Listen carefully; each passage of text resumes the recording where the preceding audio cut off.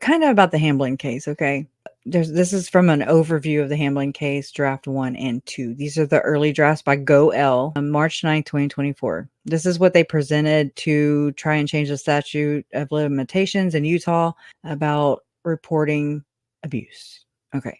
So it says the public revelation of a criminal investigation into ritual abuse by then Utah County Attorney David Okerlund Levitt at a press conference preceded the arrest of former therapist David Lee Hamlin and his ex-wife Roselle Stevenson. Levitt's press conference came after he was provided a 153-page victim statement from an earlier investigation and prosecution of Hamlin, who was both a distant relative of David Hamlin and a close personal friend. The victim statement named Levitt as a ritual abuser and combined with 7 other victim statements written by Hamlin's daughters Rachel, Eliza, and Catherine Hamlin.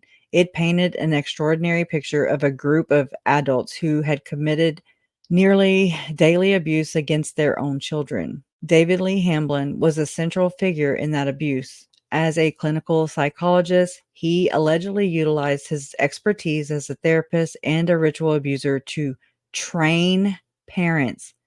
Think about this. Ruby Frankie, Jody Hildebrandt. Just think about this. I really think that's what was going on. And I think that's why the older girls, Ruby called, for Pam Botcher to kind of pick them up, just saying. That's what I get from that. Over there in Springville, Utah, where Chad and Tammy resided. Okay. So is Chad a Satanist family? Was he raised this way? I don't know. I don't know. Or did he start being one?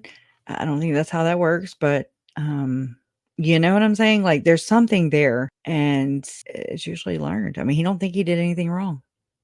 All right. He allegedly utilized his expertise as a therapist and a ritual abuser to train parents and children within his group in ritual abuse, with a special emphasis on training children to comply with ritual abuse. This was done through creation of parts, okay? That's air quoted, or I'm air quoting, or specific personalities designed to fulfill a certain purpose within the group scheme of abuse. Hamlin's eldest daughter, Rachel, alleged that her father had created a part named Tabitha, which cued her to comply with his demands to perform sexual for her parents and for other adults within the group. The utilization of parts was clearly designed to induce dissociation within the children of the group so that they would be responsive to the demands of adults in mental, physical, and sexual context. This is so wicked. It's so evil. It just really is. It's so methodical and intentional, and it's obviously effective. The children were to be compartmentalized into a distinct parts or personalities, each serving a specific purpose or role within the obligations as group members. The goal of the adults was to ensure that the children would grow up into adults who perpetuate the group into the future, ensuring its continued activity and success within the Church of Jesus Christ of Latter-day Saints. Blend in. Members of the group, which referred to itself as the group or the Church of Satan, were tasked with maintaining an outward and public persona as faithful Latter-day Saints, in addition to a secret persona as members of the Church of Satan. The former persona would provide cover for the latter, and the members would have the credibility and reputational benefits of membership within the LDS to immunize them from exposure for their activities within CS. The members of the group were high functioning and high achieving individuals of notoriety. They were artists, medical and psychiatric professionals, academics, and successful businessmen. They held high callings in their wards and stakes within the LDS and were either related to or friends with individuals who held even higher callings in the upper echelons of the Church of Jesus Christ of Latter-day Saints.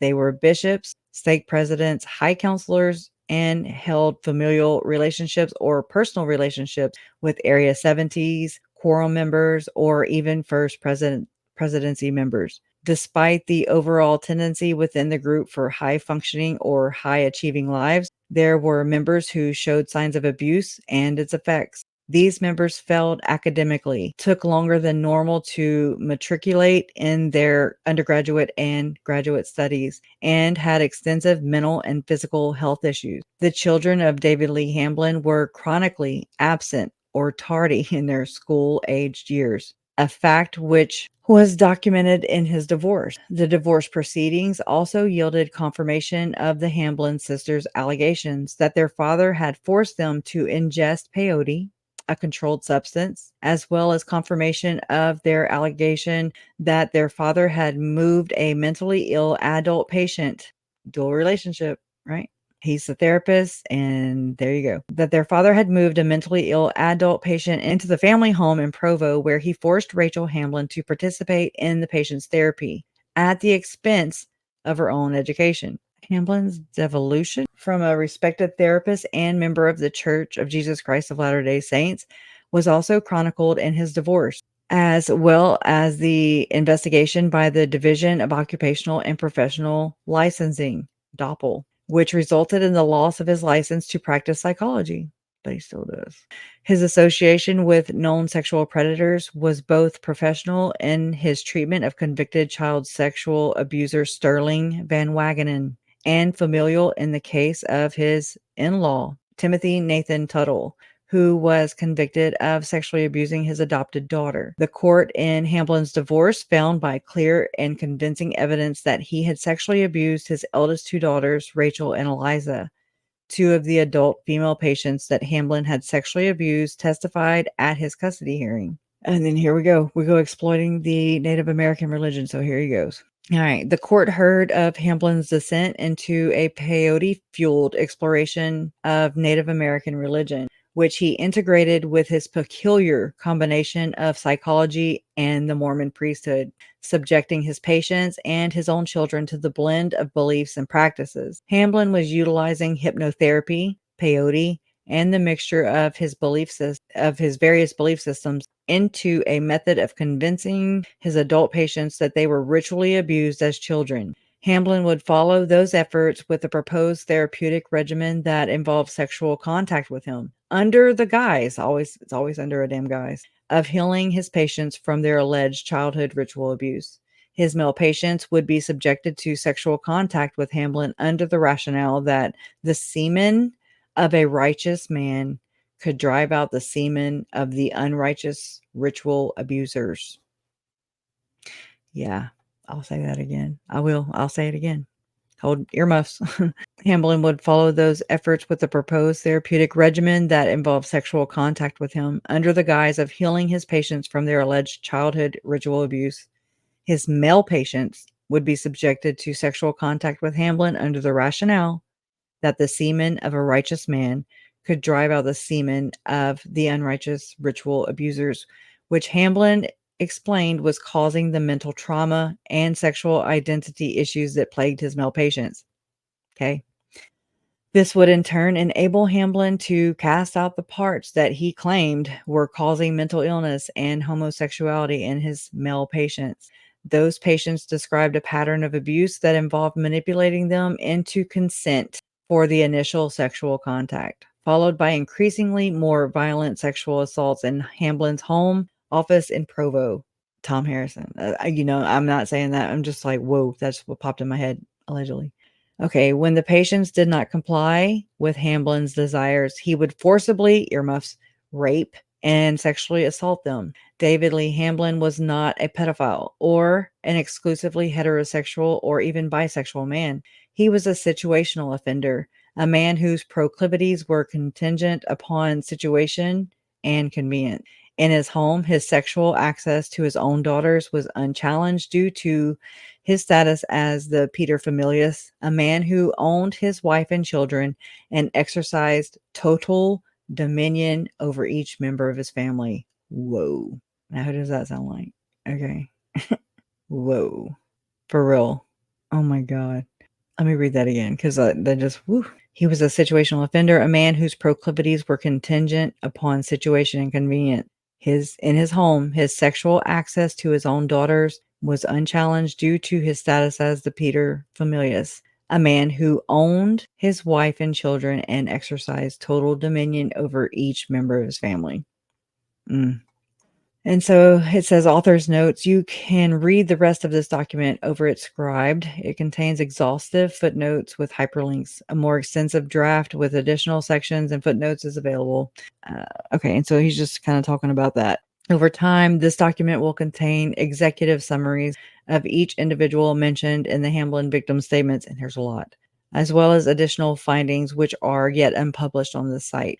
I have debated making an ebook out of the document in the long term. Hopefully, readers find it informative. And so I suggest you go to, I don't have the damn link, of course. I'd watched this a long time ago because I've been for years now, just kind of lurking around, just kind of going as I can, making my way, making my rounds, and researching into things. So John DeLynn on Mormon Stories podcast had, and I forget his name right off the bat, but it's like Mauricio, something like that. Let me see. And I mean, I've done research on this guy, and he's one of the spin doctors, in my opinion. He's like here to do disinformation. That's whenever I started following Rotting Jules, Dana and her work. And I mean, I'm just trying to make sense of it because I know that it ties in with the Levitts. There's a bigger thing at the head of the system. Okay. There's bigger players. There's Ken Krogh. There's Rod Meldrum. I'm going to read this to you. Visions of a Glorious Thread. Okay. This is just one of the best things ever that I found that's highly informative. And it just, again, it goes all together. They're one and of the same. I mean, at the end of the day, there's Roselle Anderson, who her last name's Anderson. Then you have Tim Ballard. You have like Janet Russin, his psychic. She's like, we weren't channeling prophet, that dead ancient Mormon prophet Nephi. Oh no, we were channeling Tim Ballard's great great great great grandfather, Nephi Anderson. And I'm like, oh, Anderson, you say? And then I mean, M. Russell Ballard, he's related to some Andersons. Liberty 89. Thank you, Chris. Chris is so helpful. He's been affected by these people as well. And I just appreciate everybody's fighting this. I really do. I mean, it takes a damn village. It takes a whole damn village, just to kind of figure out where they're lying and who's not, and then just to get people to even consider the concept, to consider not. Okay, so if people were to agree that Tylee and JJ are a part of this satanic ritual abuse, this ritual murder, okay, well, how many other things are they going to try and discount, and just be like, well, but it's not that. But no, it's not that. That don't have anything to do with that person or this company or this church. You know what I'm saying? You have to really do a lot of mental gymnastics. Actually, I find that you have to do a lot more, much more mental gymnastics just to get around just going to this. I mean, this just, I'm like point blank. Okay, there it is. Okay. It's clear, concise, it's all the other things that we're being told that I'm like, wait, what? Without being told the true facts of everything, because it's being protected. Okay. Whether that's because they protect the church, whether it's because the church is like, oh, no, no, no, we don't do that. And if people don't know, I mean, they're going to trust, who wouldn't trust men of God? Okay. First off, can we just throw that out there? And so these men of God, these alleged leaders, okay, they are the mouthpiece for God himself. You have got to go through these men who, I mean, in the Mormon church, they're like, okay, we receive revelation, and God said blacks can now be priesthood holders and, can practice the priesthood in 1978. Okay. And you're just like, okay, all right. And then, I mean, there's so many problematic things. And you're going to pay me to do it too. You're going to pay me to tell you how to abuse you. That's exactly how I see it. So it's very, very crazy and pretty sad all the way around. So, anyways, let me blow this up a little bit. I need to stop saying anyways and, and. Visions of a Glorious Thread. The Krogh, Meldrum, Harrison, Hildebrandt, Daybell, Rowe, Russin, Ballard connection. It sounds like the damn Pepto Bismol. Right. Not to mention their sister organizations, OUR, Operation Underground Railroad, Eternal Core, Liberty 89, Visions of Glory, AVAL, Preparing a People, Firm, and CNF. Okay. And Preparing a People, yeah. Was that in there? Okay. Disclaimer, agendas. Okay, I'm gonna pass all that. This is from Chino Blanco in the R Mormon thread. This is actually, I'm sorry, Devil's Ravioli. Okay. Let me grab the link, copy and paste it, and give it to you now. And then you will have it too. You can read it in your leisure. There's tons of things to read about this.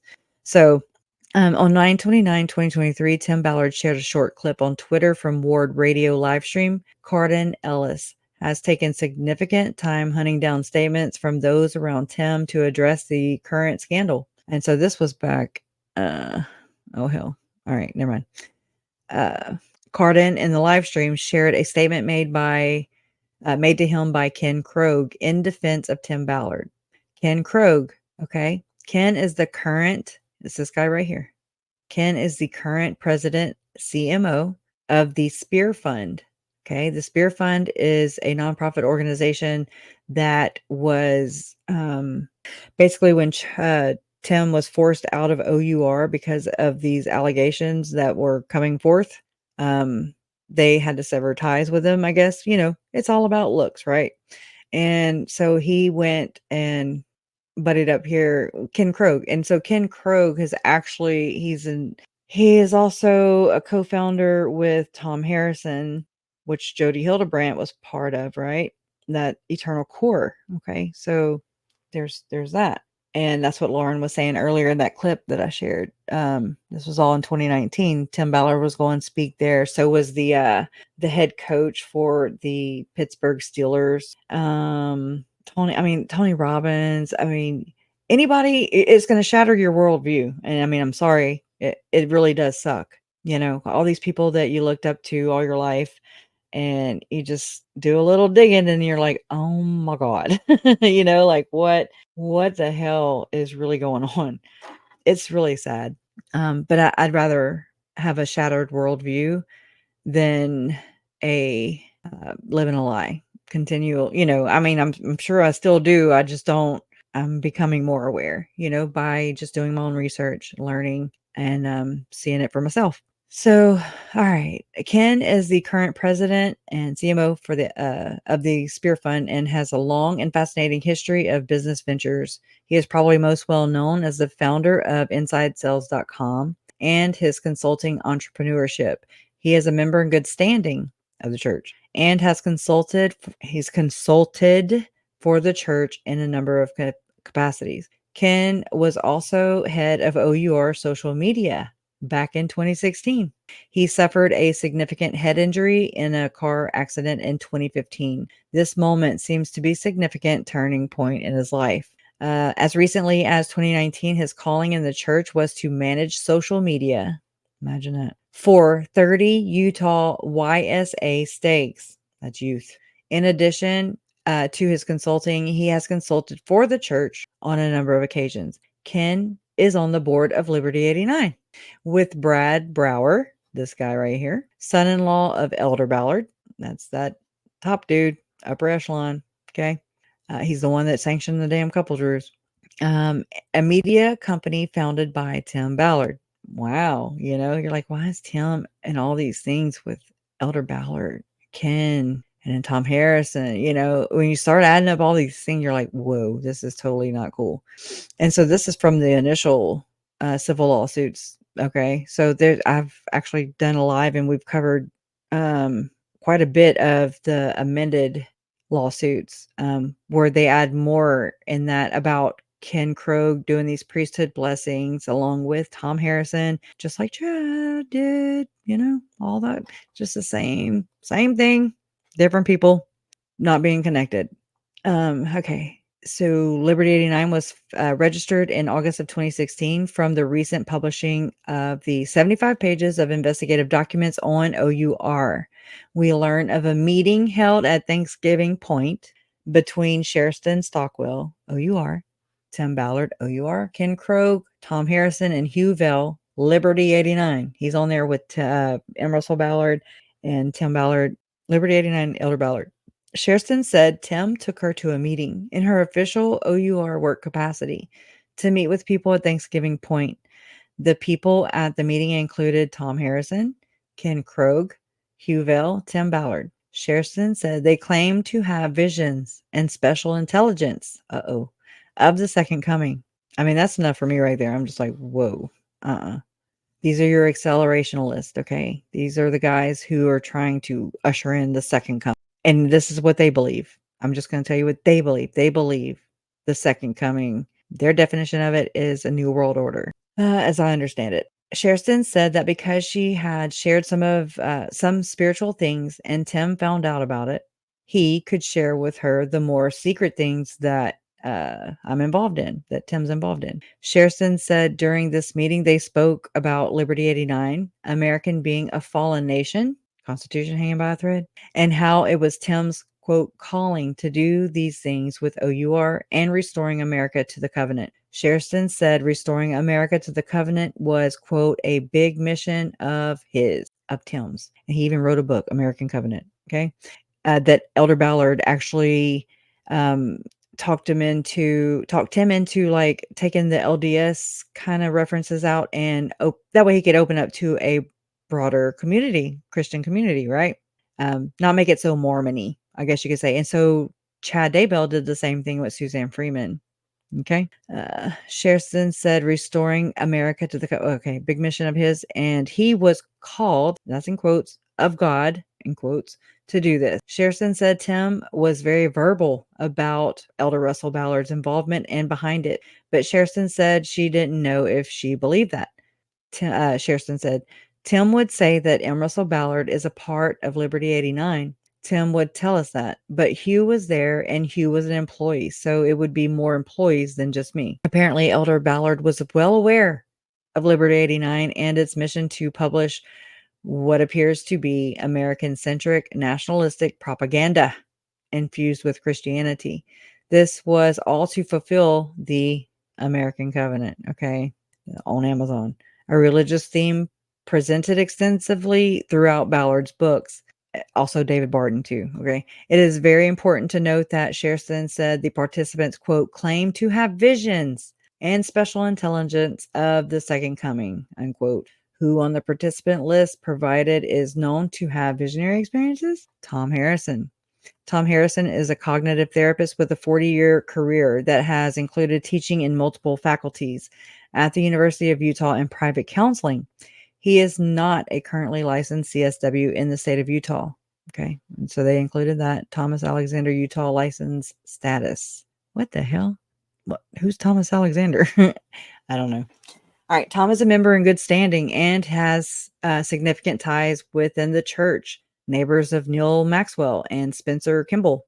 Over the last decade, it has been rumored that Tom is the, quote, Spencer, whose visions are recorded in the best-selling book, Visions of Glory. Okay. Remember Under Lori's Leg? And remember that it was also, let me grab that real quick. And most of y'all have seen it. But, hey, while we're talking about it, we're gonna do it together. We're gonna do it all, allegedly. There it is on the nightstand. That's Visions of Glory. That's JJ's iPad. And it's from the crime scene photos where my uncle was murdered at 5531 South Peaks in Chandler, Arizona. Okay. So that's on her nightstand. It was also under her leg right here. It's referenced right here. To Lori from Zalema, it says in the red, I have it circled, reading Visions of Glory is better than church. Okay. So there's all that. And then I've got to show y'all this. I'm sorry. I know, but it's important. Visions of Glory. Here we go. All right. So this was interesting. And I was like, oh my God, so I'm glad that she caught this and, we're a team. I mean, no matter what, we're all going for the same Same goal here. Brought it up before, and I'm going to bring it up now. They play a little snippet to identify the voices. Lori Vallow states, in vision, under pillars of fire. That's what you were reading to me. Chad Daybell says, yes. Pause. In visions, what Lori is referring to is visions of glory. They nicknamed it visions. So in vision, she says, she's referring to visions of glory under pillars of fire. That's a section in visions of glory. Is that what you're reading to me? She asks. Chad Daybell says, yes. I read that another day. Was it yesterday, a couple days ago on Okay, that's the one YouTube. I'm So talking about. my last trial recap. It was about the New Jerusalem and the millennium. This is Lori Vallow is referring to what is under the Pillars of Fire and Visions of Glory book. Chad Daybell says, yes. Lori Vallow asks, so it was already like the millennium? There were all of your armies living in the millennial way? Chad Daybell, it's like a pocket. Yeah. Lori Vallow, the whole time? Well, Chad Daybell says, well, that's kind of how I've seen it, as it begins with a family and then a neighborhood and then a town and then a city.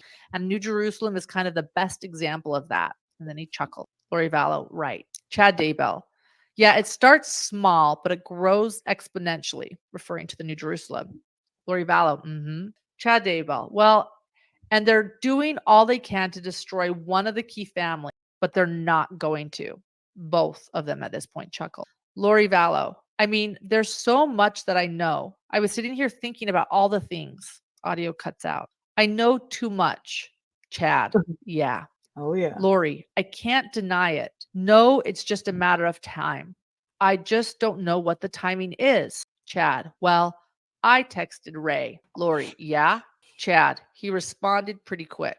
Rob Wood stops the recording to confirm who Ray is. Ray Hermosillo, the witness, not to be confused with the Ray in the recording, explains that Ray is a nickname for Alex Cox. And through their investigation, they learned Alex Cox often went by Ray Lamar, and his Gmail was raylamar@gmail.com.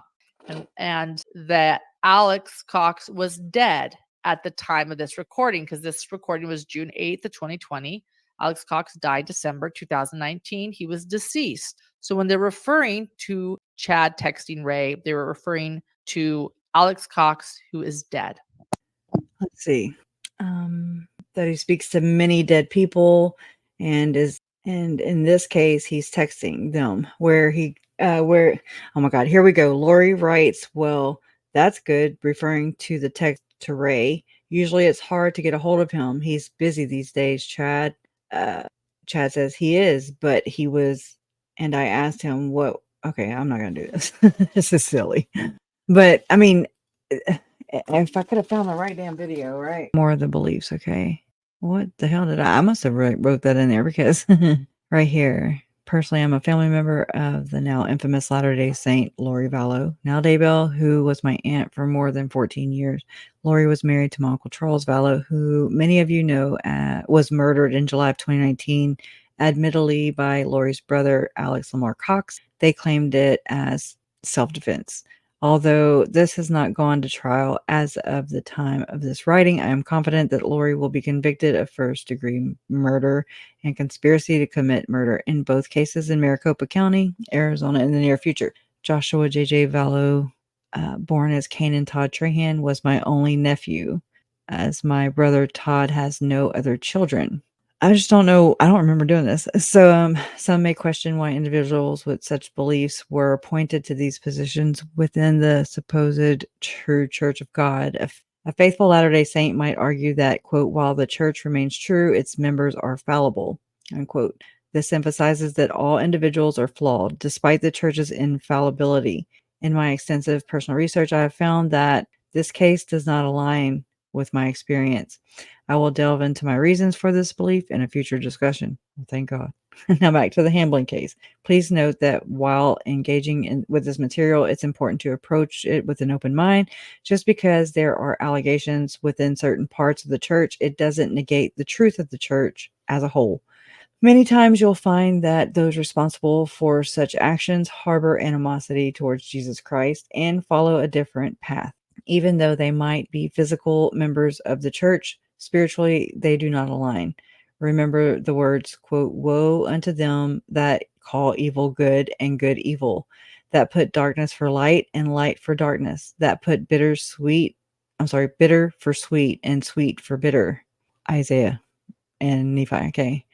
Um, this case goes far and beyond just a therapist, David Hamlin, and a Utah County attorney, David Levitt. This case involves a ritualistic sex ring of about 15 people, maybe more, high profile individuals, people in leadership, powerful positions, also supposedly connections to the Bush administration and Mitt Romney, and possibly, according to witness testimony, a whole community such as professors, judges, attorneys, police officers, doctors, psychologists, teachers, etc. This case, if true, proves systematic abuse on a large scale. Some of you may ask, quote, how come I've never heard of it? Or how am I not seeing this happening? Let me back this up. I can't. It's way too close to my face. There are many reasons why these actions remain secret. The perpetrators hide it from the public eye. The victims of these horrific acts are afraid to come forward and don't know who to trust. Systematic. They are covered up from the inside, which is also systematic. They are not talked about throughout the public, or, we're dubbed as being Q or something. According to Russ Disdar, former police chaplain at the University of uh, Akron Police Department, quote, when officers are trained, they're told to not talk about cases of ritualistic abuse with the media or the public, unquote. Not sure if this happens in Utah. In some cases, the media withholds information. They're sometimes paid to withhold or not cover the story, which is also systematic. They think it's too horrific for the public to know. They are advised not to produce because they don't want newcomers to avoid cities and towns. It's too hard to believe, right? Utah is a hub for these kinds of things because of the cover that is provided. Since over half of the population is religious, no one thinks about anything wrong is happening because, quote, everyone is so good. While analyzing this case, I ponder why our local media outlets have not extensively covered certain aspects of the story. They state that the matter is still under investigation, hence, they have faulted further reporting on it. This might be part of a systematic strategy, but I cannot say for certain. Perhaps they have valid reasons behind their decision. All right. Upon my initial examination of this case, the search results presented limited information from local media sources covering the reopened case, which was quite disappointing. The accusations involved an unnamed therapist, David Hamlin, David Levitt, former Utah County attorney, okay, his wife, Shalom Levitt, Gordon Bowen, and other undisclosed, quote, high profile individuals, unquote. Presumably, they possess the same information as I, if not more. Specifically, numerous audio and video files can be obtained through a legally submitted FOIA type grandma request to the Provo, Utah Police. I have the whole case file too. For additional details, including the 151-page report mentioned in the media and by David Levitt, you can request it as indicated above. I won't be able to address the entire case at once, so for today, I'll focus on just one aspect. Let's discuss Gordon Bowen, one of the alleged perpetrators frequently mentioned in the witness testimonies. Allegedly, and according to multiple witnesses, Gordon Bowen was named in the group as, quote, the Punisher. They were told that Bowen oversaw the torture and murder done for Master Mayhan. In the religious text of the Church of Jesus Christ of Latter-day Saints, Master Mayhan is a title assumed first by Cain and later by his descendant Lamech, or whatever. I'm not very good at pronouncing names. The title indicates that Cain and Lamech, or Lamech, were each the, quote, master of a great secret in which they covenanted with Satan to kill for personal gain and the high councils. According to the girls, the witnesses, they first met Gordon Bowen in New York. They said he was extremely wealthy and had worked high up for Coca-Cola. He lived in a huge mansion in the avenues of Salt Lake City, 1999. They also said that Bowen, who I'm just saying, and Russell Ballard's late wife, also Barbara Bowen. I'm just saying, I don't know if they're related, but they also said that Bowen was a very, very powerful and respected man within the Church of Satan, the LDS one. All right, I will now recount a few interactions that the girls have experienced with Gordon Bowen. To protect privacy, certain names have been redacted, which might make some of the stories appear puzzling. In the fall of 99, the girls mentioned that Redacted had shown great concern about the ongoing divorce trial. I would say Rosie, presumably. Both, I would say David and Rosie were facing issues with the High Council. As the narrative unfolds, things will become clearer. It seems that the Hamlins in this scenario may refer to the girls' parents or handlers, possibly the Hamlins. One night, redacted so Rosie, told her daughter that all of us were in danger of being punished. She said we had to go visit Gordon Bowen with offerings, us, the girls, so that maybe he would be pacified and not go after us. The girls were terrified to go see him because of his reputation. I would say Rosie said that if we did not cooperate, she would arrange for me, one of the girls, to live with him for a few months. When I arrived at the mansion, I was eventually told to go up to a bedroom and wait for Bowen. This is the bad one. Okay, when he came in, he was angry and R-worded me. Then he opened a small leather bundle which held all different kinds of strange and sharp knives. Now think about the damn apartment, right? He picked up the knives and started to explain how sharp they were. He would do this by putting the blades on my fingers until I started to bleed. He then described how he used them on disobedient young girls, to quote, skin and fillet, that's in quotes, among other things. He told me that I was never to tell anyone that I had been there. After he left the room, I started to cry and kept crying the whole night because I heard her sister crying and a lot of other voices, animal like sounds, screaming, right? And screaming. Oh, God. This next experience is quite disturbing. Well, right. We, the girls, went to Gordon Bowen's house again. This was in the fall of 99.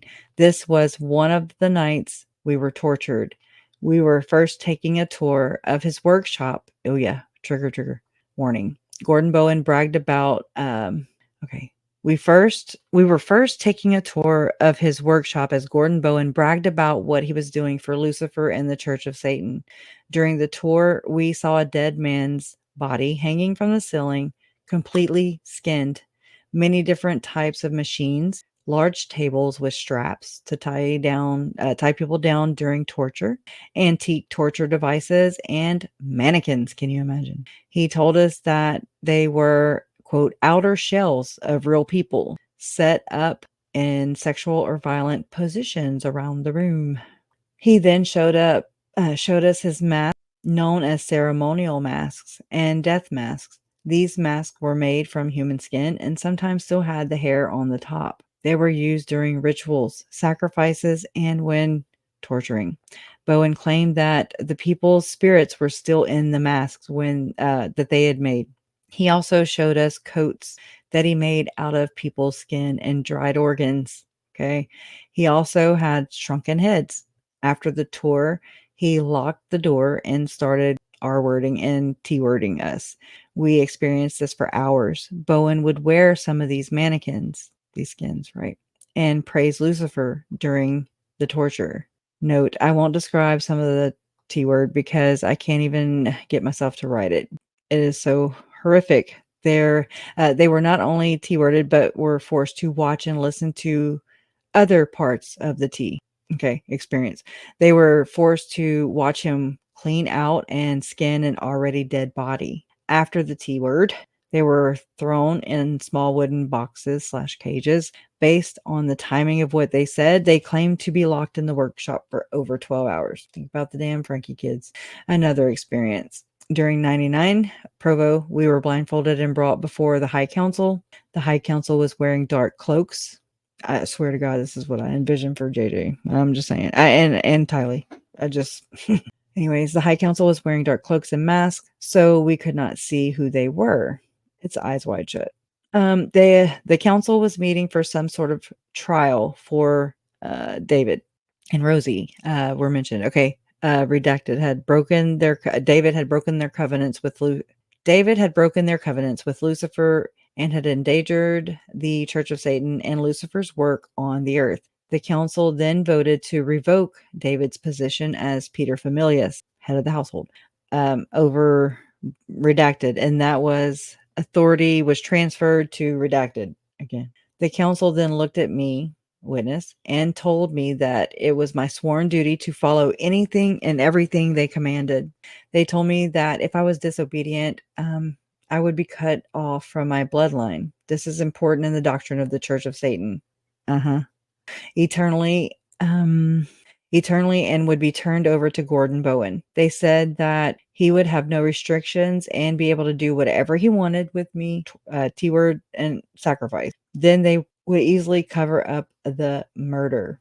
These experiences were truly dreadful. According to the girls in the 90s, they attended gatherings at Gordon Bowen's mansion multiple times, meant for individuals who were wealthy, affluent, talented individuals who were well connected.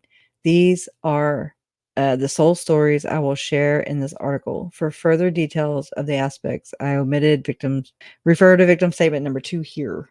And so that's kind of the end. Let's send our prayers to these individuals and anyone else facing similar challenges.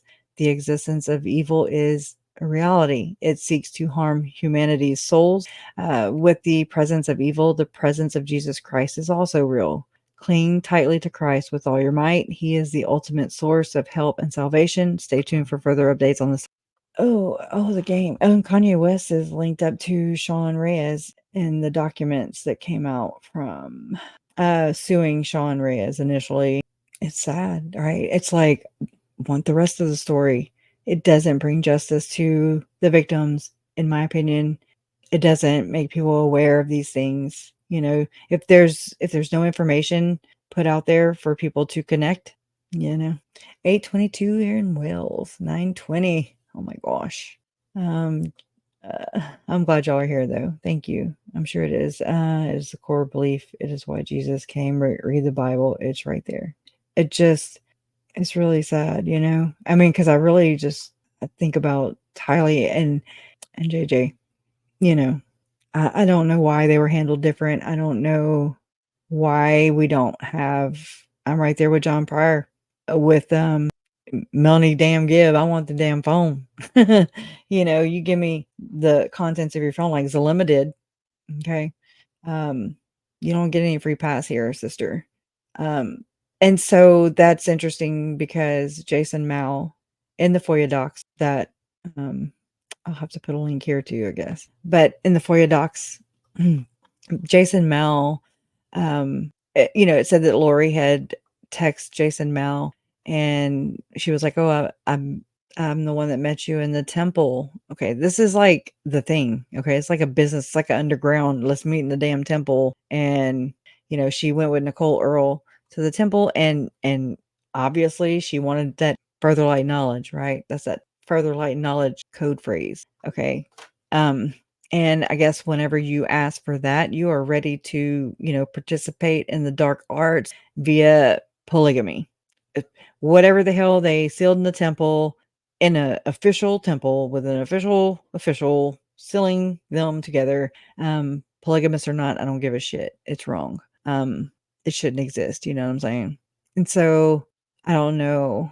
It seemed like Lori did this willingly. Like she was just ready to step it up. She was maybe bored. Maybe she just really wanted Christ's blessings, I don't really know the reason behind it, but I know that Jason Mao and that Melanie Gibb, allegedly, she's the point person. Okay. Straight up, not just for preparing a people.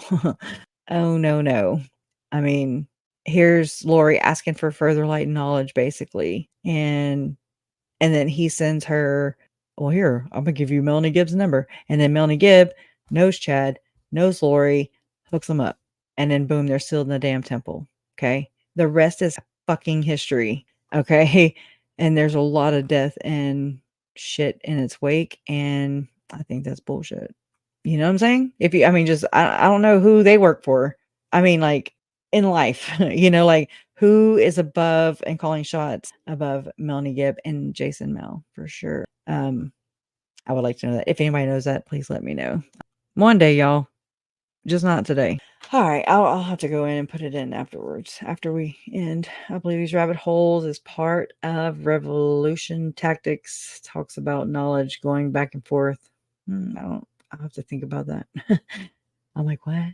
The kids' deaths nearly match up to the satanic calendar. And Eric Smith had done an interview with Donna Serafina recently, and it's like he's catching on. He was like, maybe Chad is part of the left-hand path. And I'm like, definitely. But that's a generational thing. So that means Jack and Sheila.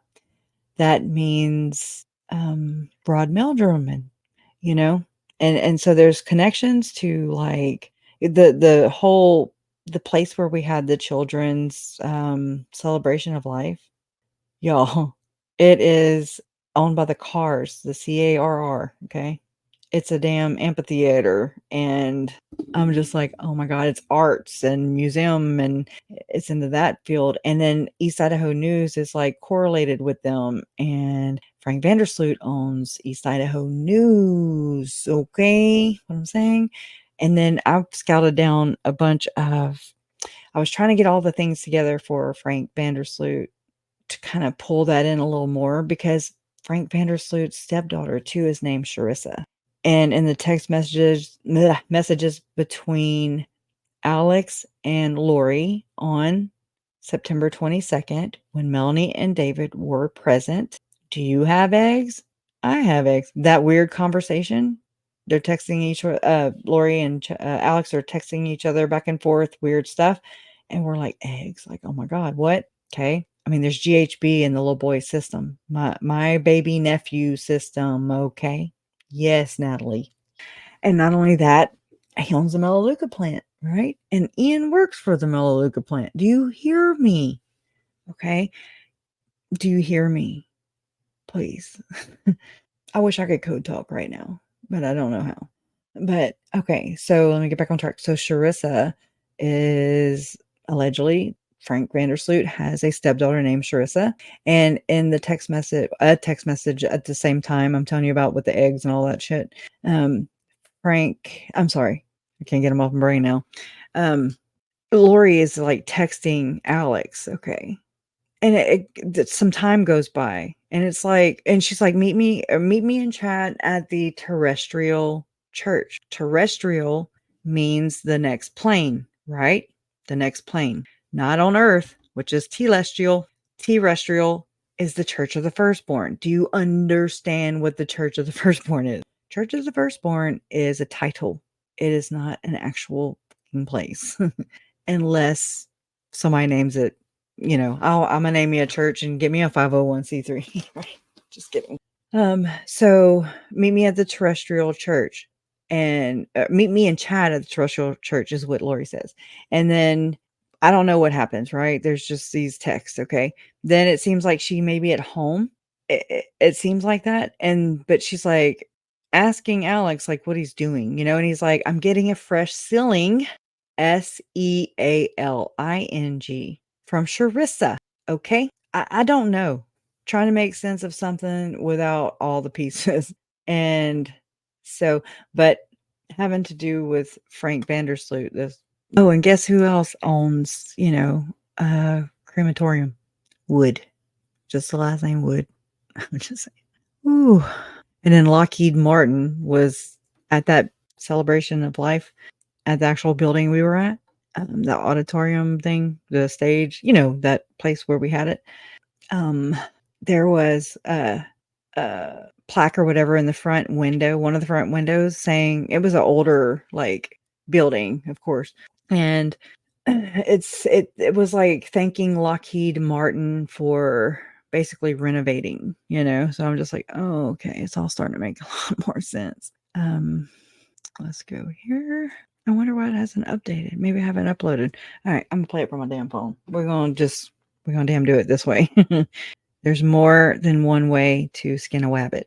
So this is Adam Steed, right? Adam Steed from the Mormon Stories podcast interview, with that had to be taken down. So we're gonna listen to this special part. It's like you get a story inside of a story and a story. huge influencers like the billionaire Frank Vandersloot was writing up op-eds that probably I think they cost $100,000 worth of advertising over a period of time or something. I don't know the number. I heard someone say that to talk about like this child abuse story. It wasn't the case, and I there were letters. So like right there, he's just saying, because it's hard to follow, right? But I mean, pot stir right here. Okay, he's another one, and I mean, oh my god, poor guy, poor guy. Anyways, but I mean, he was trapped in the system. Who is only about the system and the system's image, and that's it. Just like a narcissist, they're when they're done with you, they are flipping done, and you're trash. You don't exist, in my opinion. And so whenever I caught that little nugget, I was like, Frank Vandersloot. So he's going to receive I want to say not a congressional medal. That's probably not the right term. I'm not good at quoting people, okay? But it was for, him, his father and his mom did so much work. Adam Seed's parents, right? They did a lot to change the laws in Idaho. He's from Pocatello. Right? That's Southeast Idaho. So is Rexburg, Southeast Idaho. Okay. And another thing too, just I'm gonna put this out there. I don't know for what it's worth, right? We kind of found this out not long ago when we were talking about this before. Donna had Googled it and let us know because I wanted to know when East Idaho News was established, because if you control the media, you kind of control the narrative. Okay. I'm just saying, I'm stating the damn obvious. I'm not accusing anybody, just stating the obvious. And so I wanted to know when it was established because I'm thinking of Baby Dior. Okay. Or what I wanted to see what was kind of happening at the same time as East Idaho News launching. And that was Baby Dior. Donna found that out. It was 2015. And also, two of the people that are named in the Hamlin statements as abusers, Gary and Joy Lundberg, are promoted on East Idaho News as well. Okay. I want to say his mask slipped off, okay, during a diddle. Mask came off. Anyway, and he's a therapist, so there's that. And yeah. So I'm just saying, it's just really bad. It's just bad. And nobody likes pot stir. Nobody likes the pot stir, right? And, but for what it's worth, and I can't prove it. I can't prove anything, but I can put things together. I sure can. I can stir the damn pot. Right? And Chad having access and being at the church house. Heather Daybell said that, right? Just saying. So when you just kind of start adding all these things up, yeah, I don't feel bad for. I mean, I kind of do sometimes. That's because I'm human and I expect that they have the same kind of emotions that I do, but that's my bad because they don't. And I'm not going to be I don't want to be part of I don't want to protect this. I don't want to hide. I don't want to be part of the problem, you know. And if more pot stirrers unite, um, we can run the world. I'm just picking. But I mean, yeah, so that's just Adam Steed, just that little boom. So basically, they're changing the statutes of limitations so that this is with the Boy Scouts of America, y'all. This is so big. Do you understand how big this is? This goes into Tim Ballard and Sound of Freedom. This goes into the Boy Scouts of freaking America. This goes into so much systematic cover up of abuse, and it's gross, and murder, and I don't want to be a part of that. Cheers to pot stirrers. I've always been called. Me too. I was called too sensitive. Yeah, you too sensitive. I'm like, maybe you're a bitch. Just picking. Thinking too deep. Yeah. Now I take all that as a compliment. Me too. Right? Yeah. Me too. I'm glad. I'm so glad. Love you too. But it's everywhere. Glow with the flow. Glow with the flow.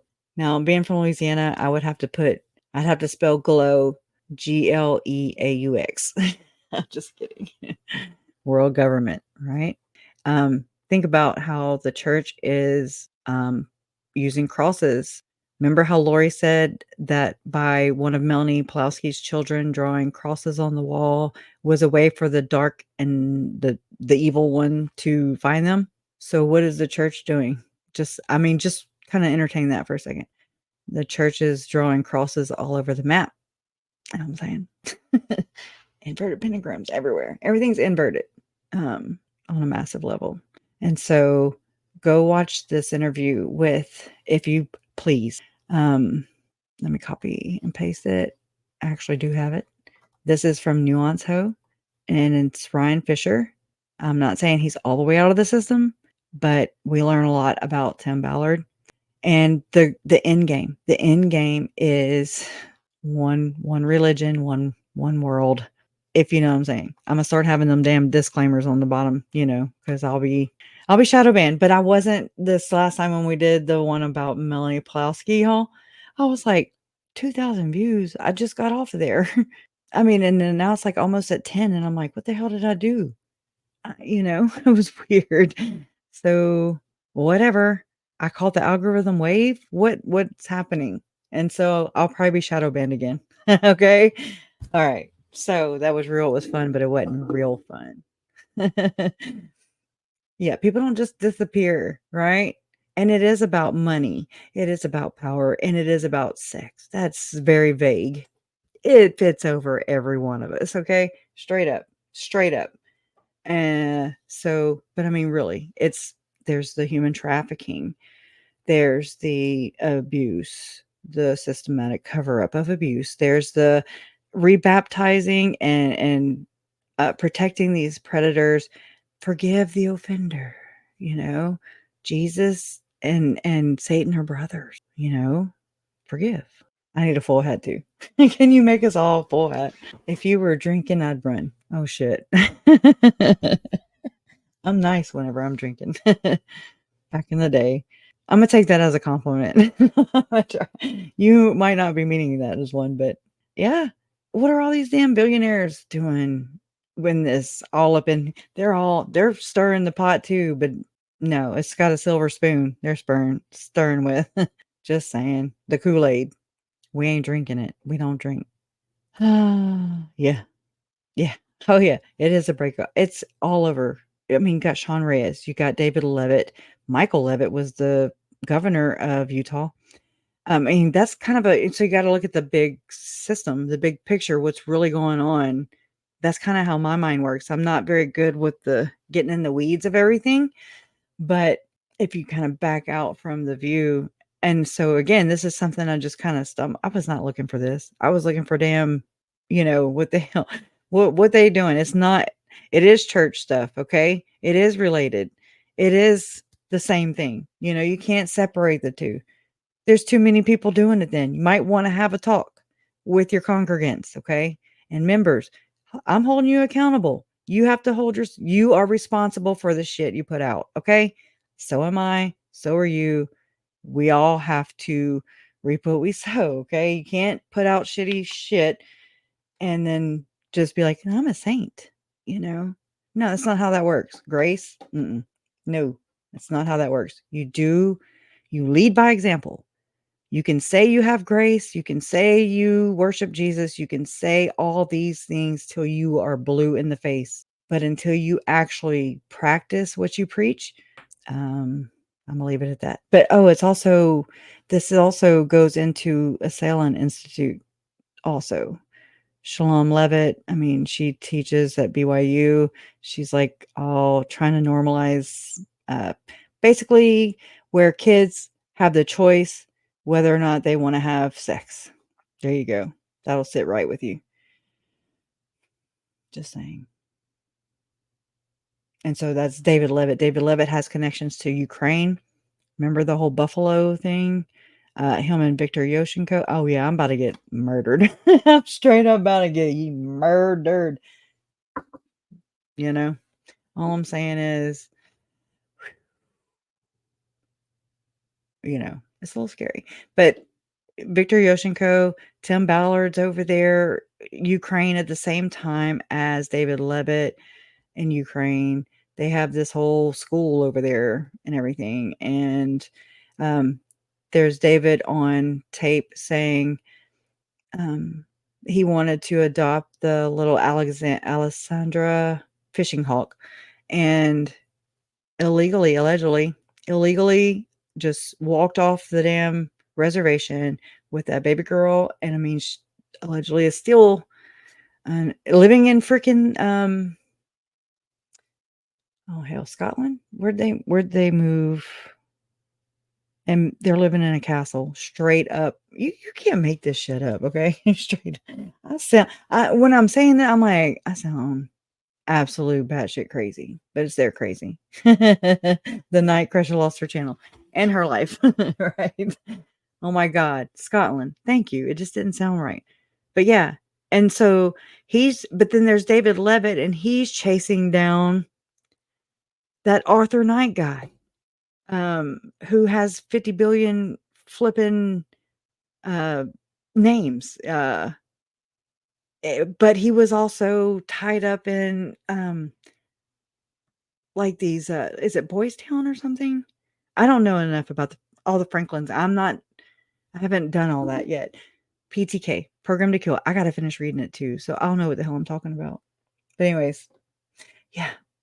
And so I'm like, why, if David Levitt is accusing Nick Alaverdian, aka Arthur Knight, aka all kinds of other names, then I mean, who even faked his death?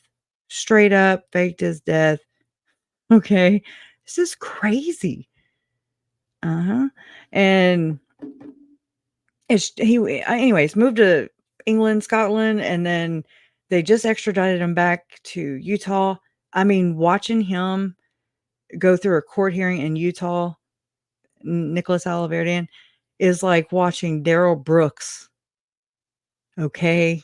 A sovereign citizen. I mean, you know how you go in circles and circles and circles and circles, because he'll never admit who he is, but they've done DNA tests to find out who he is, and it matches, allegedly. And I mean, I'm just like, oh my God, this is nuts. Yeah. She looks just like Lori, and she looks just like Elsa. Everybody keeps asking me that too. But yeah, I mean, she looks just like her special mommy. I'll call her special mommy, because that's what Lori referred to Tammy as, right? Her special friend. Yeah, it's crazy. But anyway, so there's enough of that. But anyways, I love you guys, just in case. I love y'all. And today my baby girl graduates. I get to watch her walk across that stage and get her diploma. And I'm so proud of her. And thank y'all for everybody who sent. I mean, we didn't expect that. She didn't expect that. And she was like, "What?" When everybody was like, sending super chats or whatever for her graduation. That was very sweet. Thank you. And just for everybody and the well wishes, and from Uncle Jerry, just for my family, just the whole kit. And Joe's sister's post pic of Emma, creepiest thing you ever seen. Right. I have that video too from Yellowstone. I mean, if it's the Yellowstone they say it's the kids, but I'm just like, it's hard to see if that's your show. I don't know. There's Yellowstone, the show, which why in the hell there is the 50-mile zone of damn death. Okay. The train station. Why didn't Chad and Lori and Alex utilize the train station, the 50-mile zone of death? Why didn't they challenge that? They like it. They live right there. Right there. Anyways. All right. Justice for Tylee, Charles, Tammy, JJ, and Joe. Love always wins, and you are proof of this. And I love y'all. And do not feel suicidal. I don't plan on going I'm gonna say it backwards. I don't plan on any long trips off a short bridge. So mechanically, everything is good. Everybody's good. Everybody's healthy, happy. We want to live. Love you guys. Bye.